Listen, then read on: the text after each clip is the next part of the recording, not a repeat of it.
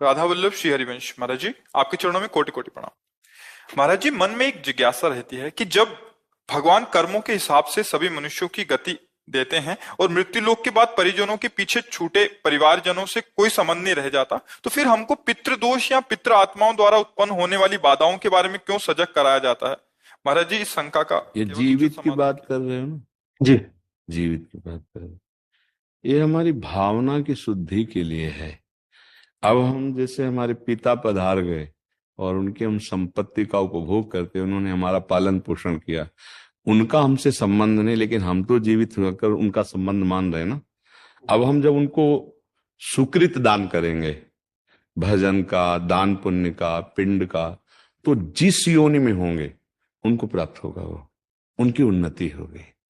अगर वो किसी कर्म के दंड विभाग में हैं, नरक आदि में, आप यहां भजन कर, उनका उत्थान हो जाएगा, उनका मंगल हो जाए। वो आपका संबंध नहीं मान रहे, लेकिन आपका संबंध है, आप जीवित हैं।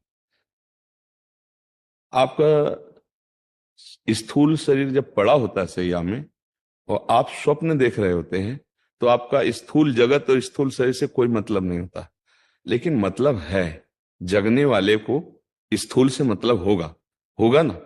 ऐसे ही जब शरीर छूटता है तो इस स्थूल जगत का उसका संबंध विस्मृत हो जाता है, लेकिन आपका जागृत है तो आप उसका कल्याण कर सकते हैं, क्योंकि वो आपका पिता रहा है।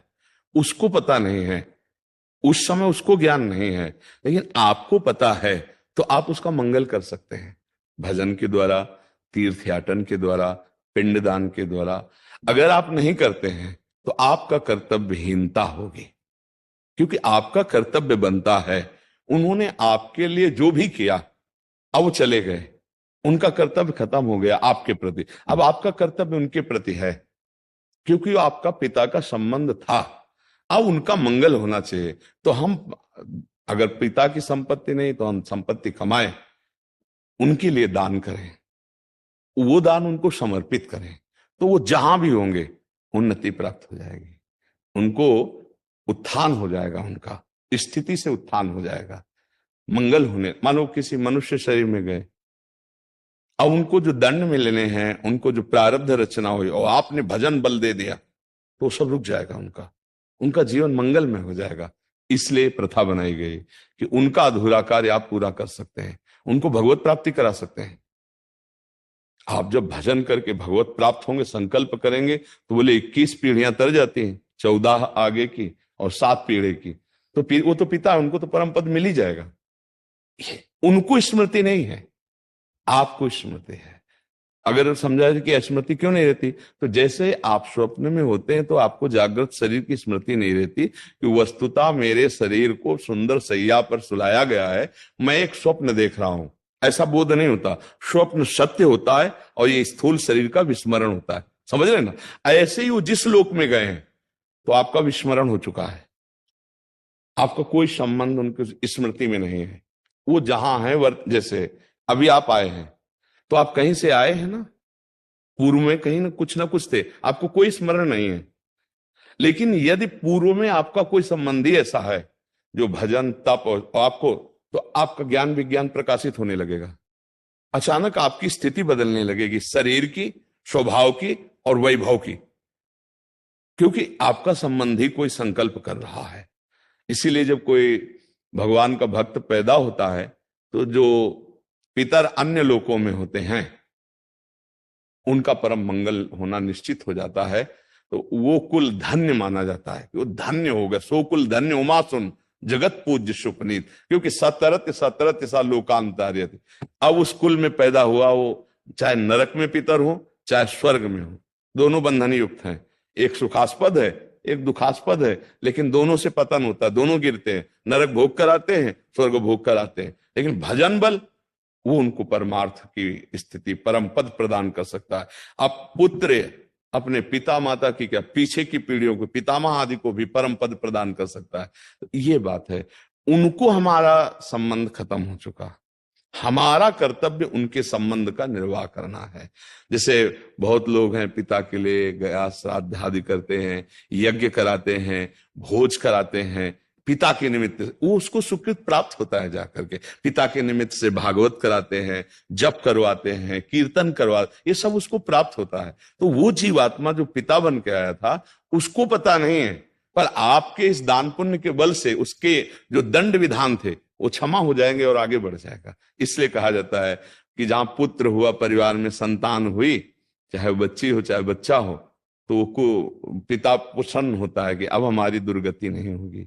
ये भजन साधन, अगर हमसे चूक हो गई तो ये भजन साधन के द्वारा मंगल कर देगा। लेकिन यदि ऐसा ना हुआ तो फिर पुत्र का होना ना होना बराबर है। इसलिए माना जाता है ना, संतान हो गई, हमारी आत्मा है, ये हमारे लिए कुछ करेगा। अगर हम चले भी गए तो हमारा कल्याण ये करेगा, क्योंकि हमारा वंशज है, उसके संबंध से उसको प्राप्त हो जाता है।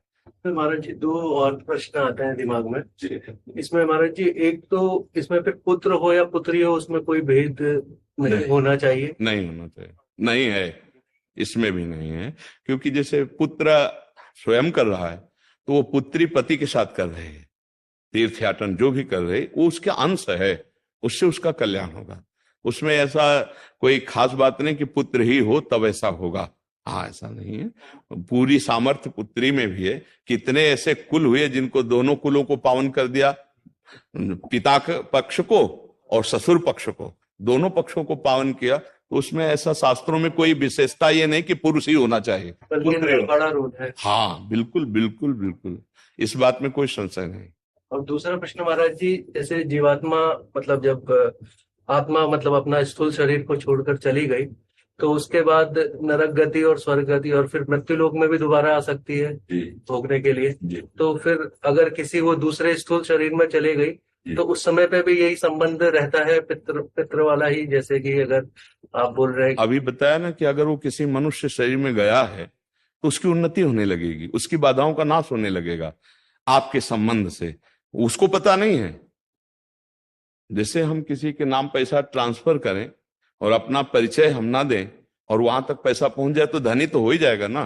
तो उसको पता नहीं, लेकिन आपको तो पता है ना कि मेरा जनक है, मेरा पिता है, अब जहां भी होगा उसको सुख पहुंचेगा। वो किसी भी योनि में हो, अगर मनुष्य योनि में है तब तो कहना क्या है, पर पता नहीं किसी योनि में हो, पर उसकी उन्नति हो जाएगी, उसका परमार्थ पुष्ट होने लगेगा। उस जैसे कुत्ता है, एक कुत्ता है गलियों में मारा घूमता है, एक है गाड़ी में सुख पूर्वक घूमता है, और एक है भक्तों के पास भी रहता है, भक्त परिवार है, नाम कीर्तन कर रहे हैं, मतलब एक है धाम में वास करता है।